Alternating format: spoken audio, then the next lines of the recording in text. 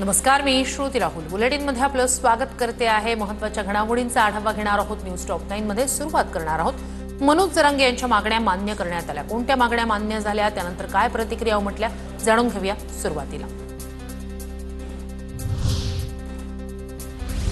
अनंत चतुर्दशी पूर्वी मनोज जरांगेंकडून विजयोत्सव साजरा। 5 दिवसांच्या उपोषणानंतर जरांगेंच्या लढ्याला यश।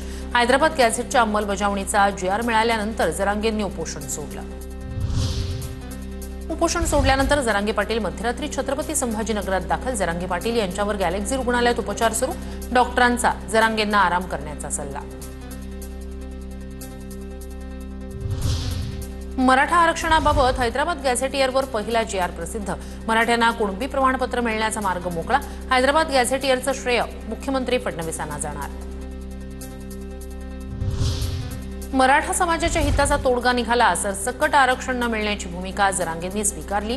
मंत्रिमंडळ उपसमिती कायदेशीर अभ्यास करून मार्ग काढते। मुख्यमंत्री फडणवीसांनी मानले आभार। जरांगेंच्या मागणीवर आम्ही संवैधानिक तोडगा काढला, ते कोर्टात टिकणार। मुख्यमंत्र्यांची प्रतिक्रिया, तर टीका होत असते पण मी समाजासाठी काम करतो। फडणवीसांचा विरोधकांना टोला। GR कायद्याच्या चौकटीत बसणारा। नात्यातील कुळातील कुणाचीही कुणबी नोंद असल्यास अर्ज करावा। छाननी होऊन अर्जदाराला कुणबी प्रमाणपत्र दिलं जाईल। उपमुख्यमंत्री शिंदेंची प्रतिक्रिया। मराठ्यांनी मुंबई काबीज करून दाखवली। मुंबईत येऊन विजयही मिळवून दाखवला। आजचा दिवस सोन्याचा, आज आपल्यासाठी दिवाळी। जरांगेंचं मराठा बांधवांना संबोधन। मराठा कुणबी 1 या GR साठी सरकारला जरांगेंकडून 2 महिन्यांचा वेळ।